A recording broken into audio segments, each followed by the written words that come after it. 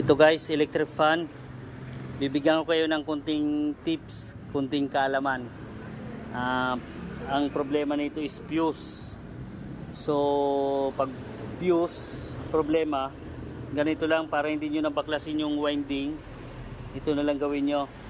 Tuturo ko sa inyo. Pakita mo na. Tanggalin nyo lang to. Itong line. Yan. Condim nyo lang to. Ito yung line sa compressor nya. Ay sa pan motor. Sa motor.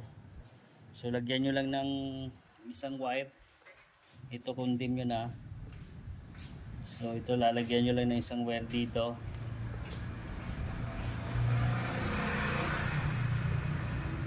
Para hindi nyo nadadali sa mga repair shop.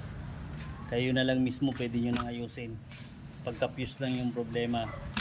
Kasi simpleng-simple lang to, electric fan. Tapos ito yung isang linya sa capacitor. Kunin nyo yung isang linya sa capacitor.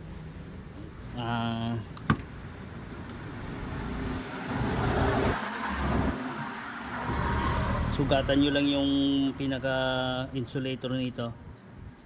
Ay, naputol na. Pero okay lang yan. Yan.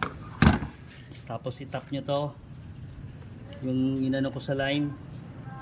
Tap nyo dito sa linya ng capacitor. So ayan. So testing natin.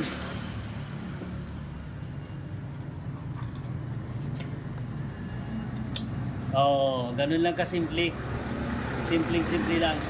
Kaso ang problema nito baliktad yung ikot niya, nandito yung hangin sa labas. Pwede natin yan. Ganito lang gagawin niyo ulit. Tanggalin niyo yung yung nakatap. Dugtungin to. Tapos tapean muna.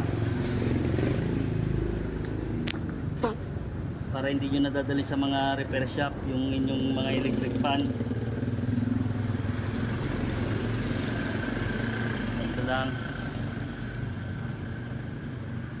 Pagka ganun baliktad yung ikot nya, dun kayo kumuha sa kabila. Itong isa.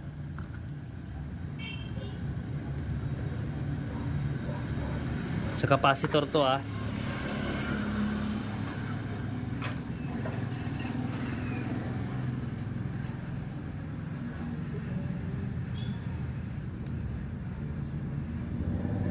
Yan. Sugatan nyo lang yung tapos tap nyo ulit dito.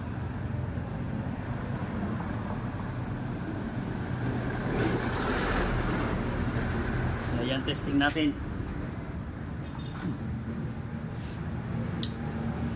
So ayan.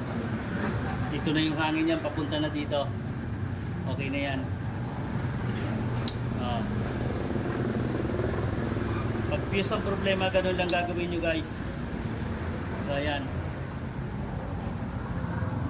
So ganun lang kasimple. Kunting kaalaman lang yon pagdating sa electric fan. So sige guys, sa sunod ulit na abangan nyo ulit yung mga sunod. Paki-like na rin po and share, comment ng mga video ko po. Thank you, bye bye. Maraming salamat. God bless you all.